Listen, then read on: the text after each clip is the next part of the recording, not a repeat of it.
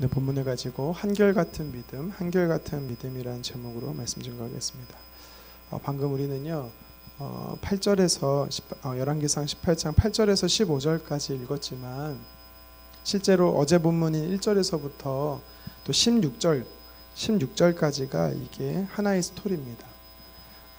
그러니까 18장 1절에 하나님께서 엘리야에게 아합에게 가라 명하시고 16절에 보면 엘리야가 아합을 만납니다. 그러니까 무슨 말이냐면 하나님이 아합에게 가라 명하시는 그 명령을 따라서 엘리야가 아합을 만납니다. 그러니까 2절부터 15절은 사실 없어도 내용은 매끄럽게 연결된다라는 것이죠. 그럼에도 불구하고 왜 성경은 엘리야와 이 오바댜라는 사람의 만남을 기록하는 것일까요?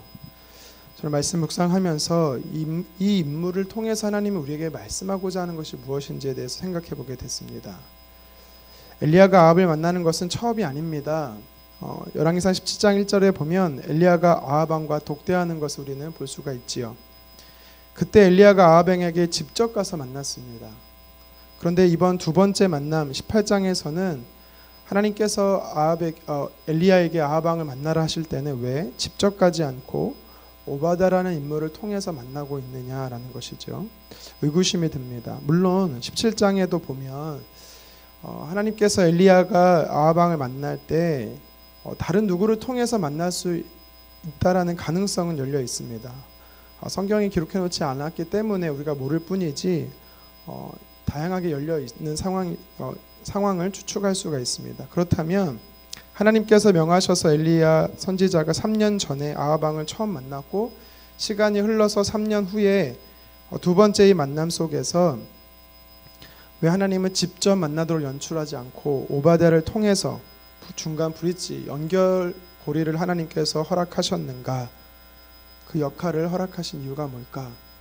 자, 그것을 통해서 우리에게 주신 영적 메시지가 뭔지를 같이 한번 살펴봤으면 좋겠습니다. 어제 본문 1절에서부터 6절은요 과거 3년 전에 3년 전부터 지금까지 오바댜라는 인물의 모습에 대해 설명하고 있습니다. 그는 이세벨이 당시 아합과 이세벨이 많은 하나님의 선지자들을 죽일 때 100명의 선지자들을 자신의 목숨 걸고 살렸던 정말 대단한 믿음의 사람이었습니다.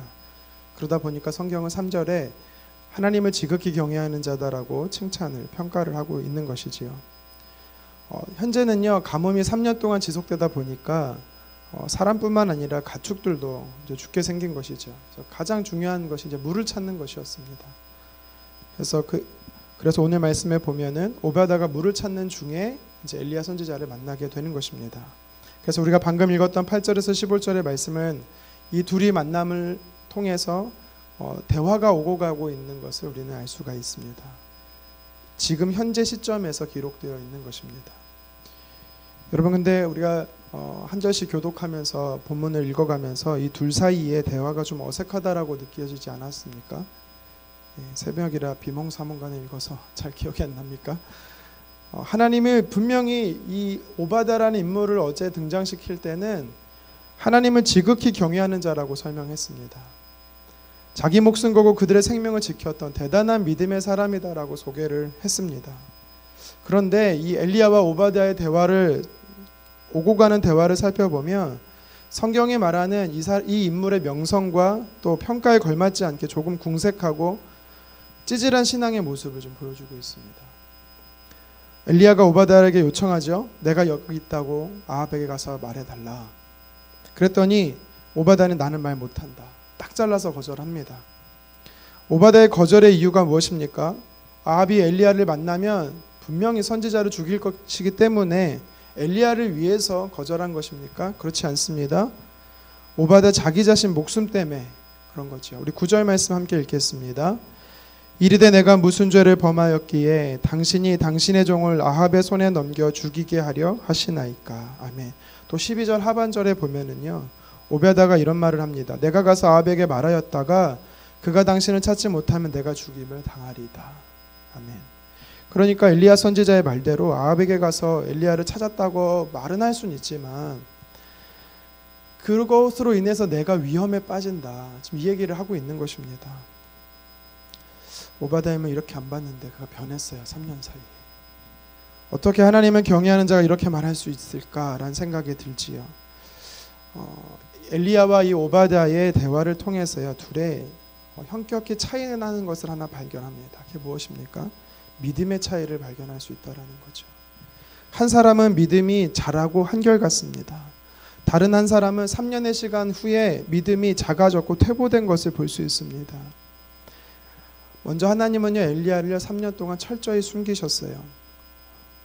처음에는 그리시네가에 숨겼고, 그 다음은 시돈의 이 사르밧 여인의 집에, 과부의 집에 숨기셨습니다. 드디어 3년 만에 하나님께서 다시 숨어 지내던 엘리야를 수면으로 드러내십니다. 엘리야에게 아합을 만나라고 말씀하시지요. 하나님이 엘리야에게 아합을 만나라고 말씀하시는 건요, 목숨을 걸고 죽을 각오하고 만나라는 것입니다. 3년 전에 엘리야에게 처음 아합을 만나라 할 때도 동일한 것이었습니다. 3년 전에 그가 바알신을 저주하고 가뭄을 선포했기 때문에 그 순간에도 엘리야는요, 목숨 걸고 한 것입니다. 그런데 3년이 흘러서도 동일했습니다. 아합 앞에서는 엘리야에게는 손해가 따르고 위험이 따르는 일이지만, 엘리야는 과거나 지금이나 하나님 말씀에 즉시 믿음으로 순종하는 사람임을 우리는 볼 수가 있는 것이지요. 그런데 오바댜는 어떻습니까? 물론 그도 과거에는 하나님의 선지자를 구하기 위해 자기 목숨을 구하는, 또 그들을 숨겨주고 먹여주는 믿음의 사람의 모습이었습니다. 그런데 시간이 흐른 뒤에 자기 목숨을 먼저 생각하는 사람이 되어 있음을 발견하게 됩니다.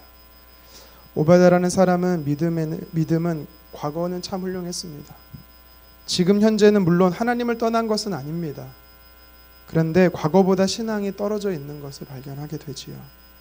정말 하나님을 두려워하고 섬겼지만 현재는 그렇지 못한 오바댜의 모습을 발견할 수가 있습니다.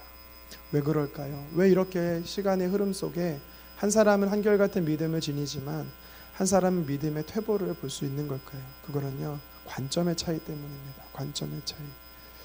엘리야는 하나님의 관점에서 이 사건을 보고 있는 것입니다. 하나님의 시각에서, 하나님의 시선에서 이 사건을 바라보고 있는 것입니다. 그런데 반대로 오바댜는요, 사람의 관점에서, 인간의 관점에서 이 사건을 바라보고 있는 것입니다. 이게 가장 큰 믿음의 차이를 주는 문제죠. 오늘 본문에 엘리야는 딱 2번 말합니다. 8절에 엘리야가 여기 있다 하라. 그리고 15절에 내가 오늘 아합에게 보이리라. 딱 2마디 합니다. 하나님께서 나에게 아합 왕 앞에 서라 하셨기 때문에 나는 아합 왕을 만날 것이다 라는 것이죠. 아합을 만나게 되면 내가 죽게 될지 살게 될지 걱정이다. 오바댜야, 어떻게 하면 좋겠니? 하나님의 뜻은 내가 아합 왕을 만나는 건데 아합 왕을 만나지 않고 하나님의 뜻을 전할 수 있는 다른 방법이 없을까라고 이야기하지 않습니다. 그게 감정인 전혀 오늘 본문에 기록되지 않습니다. 엘리야가 감정이 없는 사람이 아니지요. 무엇을 말하는 것이냐면 엘리야 선지자는 하나님의 관점에서 하나님의 뜻이 온전히 이루어질 수 있도록 그것이 자기의 삶의 우선순위였다라는 것을 오늘 성경은 우리에게 말하는 것입니다. 그리시네가로 가라 하시면 주님 왜 가야 합니까? 하필 또 사르밧이란 지역에, 우상의 본거지에 하필 또 가는 집이 과부라니 토를 달지 않는다라는 것이지요. 하나님이 또 아합에게 가라 말씀하실 때 주님 싫습니다가 아니라 가겠습니다라는 믿음의 고백을 하는 것입니다. 순종하는 것입니다. 왜요? 하나님의 뜻이라면 하나님의 관점에서 보기 시작한 것입니다. 자신의 감정과 안락한 삶과 자신의 목숨보다 하나님의 뜻이 먼저고 하나님의 관점이 먼저고 우선순위가 바로 하나님이었다라는 것이지요. 그런데 오바댜는 어떻습니까? 하나님께서 엘리야를 통해 무엇을 하실지, 하나님께서 무슨 일을 어떤 것을 계획하고 나를 만나게 했는지 그는요 전혀 생각하지 않습니다. 자기 안위에 그는 집중되어 있는 것을 보게 됩니다. 그러다 보니까 스스로 생각이 복잡해졌습니다. 하나님을 중심으로 생각하지 않고 자기 중심적으로 생각하니까 어떤 일이 벌어집니까? 일어나지 않을 일도 그는 염려하게 되는 것입니다. 우리 12절 말씀 같이 한번 읽겠습니다. 내가 당신을 떠나간 후에 여호와의 영이 내가 알지 못하는 곳으로 당신을 이끌어 가시리니 내가 가서 아합에게 말하였다가 그가 당신을 찾지 못하면 내가 죽임을 당하리이다. 당신의 종은 어려서부터 여호와를 경외하는 자라. 오늘 본문에 보면 여러 가지 잘못된 생각을 추측하고 있습니다. 뭐냐면 내가 아합에게 가서 말을 할 수는 있지만 하나님이 당신을 다른 것으로 인도할 거다. 하나님이 인도에 갈지 안 갈지도 모르는 이야기를 하고 있는 것입니다. 내가 죽임을 당할 거다. 스스로 생각하는 거지요. 하나님에 대해서 오해하기 시작하는 것입니다. 하나님 중심으로 생각하지 않고 사람 중심으로, 개인 중심으로, 인간 중심으로 생각을 하게 되면 이렇게 없던 일도, 일어나지 않을 일도 염려 걱정거리가 되는 것입니다. 그러니까 지금 오바다는요, 완전 혼자 김치국물을 마셔도 사발로 먹고 있는 것입니다. 왜 오바다가 이런 소설을 쓰고 있습니까? 하나님의 관점과 시각으로 접근하는 것이 아니라 사람의 인간적인 시각과 관점으로 접근하고 있기 때문에 엉뚱한 소리를 하고 있는 것입니다. 관점이 하나님이 아닌 사람에게서부터 나오면 과장하게 되는 것입니다. 왜 엘리야는 한결같은 믿음을 지녔지만 오바다는 그의 믿음이 약간 퇴보되는 것을 보게 됩니까? 두 번째는요, 주인이 달랐습니다. 주인이 바뀌었습니다. 그게 무슨 말입니까? 엘리야는 3년 동안 하나님만 나의 주인으로 모시고 있었습니다. 3년 전이나 후나 일관성 있게 하나님이 나의 주인 되심을 삶으로 보였던 사람이 엘리야입니다. 그런데 오바다는 달랐어요. 오바다의 이름의 뜻이 무엇입니까? 여호와의 종, 다시 말해 나는 하나님의 종이다라는 것입니다. 그러니까 그 이름의 자체가 하나님의 나의 주인임을 인정하는 사람이 바로 오바다였습니다. 그런데 실제로 오바다가 그 이름의 뜻처럼 살지 못합니다. 오늘 본문에요, 주인이라는 뜻의 주라는 단어에 언어 유희가 등장합니다. 7절에 보면, 어제 본문 하반절인 7절에 보면 엘리야를 발견한 오바다가 뭐라고 말하냐면 내 주 엘리야여 라고 말합니다. 풀어서 설명하면 당신이 나의 주인이 그 엘리야 맞으십니까? 라는 거죠. 하나님이 나의 주인이다라는 이름의 뜻을 갖고 있는 그가 엘리야를 향해서 나의 주인이시여 말합니다. 그랬더니 8절 중반에 엘리야가 뭐라고 말합니까? 그러하다 가서 내 주에게 말하기를 엘리야가 여기 있다 하라. 그래, 내가 엘리야 맞는데 가서 너의 주인 아합에게 가서 내가 여기 있다 전해라. 하나님이 주인이란 이름의 사람 오바다는 엘리야를 향해 주인이라고 말하는데 엘리야는 도리어 오바다를 향해서 아합이 너의 주인이다라고 말합니다. 그러니까 무슨 말이냐면 엘리야를 만났을 때 이 오바다가 뭐라고 고백했어야 되냐면 나의 주인이신 하나님의 선지자 엘리야 맞습니까? 라고 물었어야 되는 겁니다. 나의 주인이신 하나님의 선지자 엘리야, 당신 맞습니까? 이렇게 물었어야 돼요.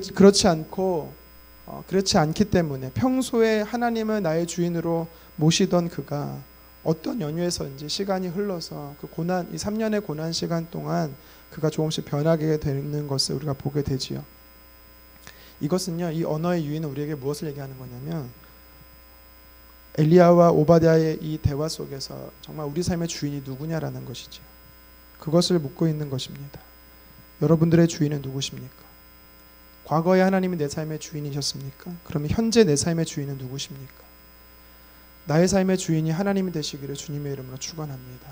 다른 사람도 아니고 세상의 명예나 권력이나 재물도 쾌락도 아니고 오직 하나님, 그리고 인간의 몸으로 오신 나의 구원자 되신 예수 그리스도가 우리의 주인 되기를 간절히 소망합니다. 말씀을 정리합니다. 엘리야와 오바다 두 사람 대화 속에서 발견된 차이점이 하나 있습니다. 그것이 뭐였냐면 믿음이었습니다. 한 사람은 3년이 흘렀어도 여전히 믿음을 소유하는 한결같은 믿음의 사람의 모습을 보입니다. 물론 한 사람도 하나님을 떠난 것은 아닙니다. 하지만 그의 믿음이 성장하지 못하고 있는 것을 발견하게 됩니다. 왜 그럴까요? 그 이유는 하나님의 시선으로 보지 않고 사람의 인간적인 시선으로 봤기에 현 상황을 왜곡하게 되는 것입니다. 일어나지 않은 일도 일어날 것처럼 염려하고 두려워하게 되는 것입니다. 하나님 말씀하셨으면 하나님이 반드시 책임진다라는 믿음을 가지고 순종하는 저와 여러분 되었으면 좋겠습니다. 또한 우리는요, 하나님만 주인으로 모시고 살아야 되는 것입니다. 내가 주인도 아니고 다른 사람이 주인이 아니고 물질도 주인이 아니고 권력도 주인이 아니고 오직 하나님 다스림 안에 사는 저와 여러분 되기를 소망합니다. 3년 전과 지금의 시간을 여러분 비교해 보시기를 바랍니다. 믿음이 성장하고 성숙하셨습니까? 아니면 더 약해지고 작아지셨습니까? 하나님을 나의 주인으로 온전히 모시고 오늘 하루도 하나님의 시선으로 살아가기 시작할 때 우리는 엘리야처럼 믿음이 성장할 줄 믿으시기를 바랍니다. 이 믿음 붙잡고 오늘도 주님과 동행하는 저와 여러분 되기를 주님의 이름으로 축원합니다. 기도하겠습니다.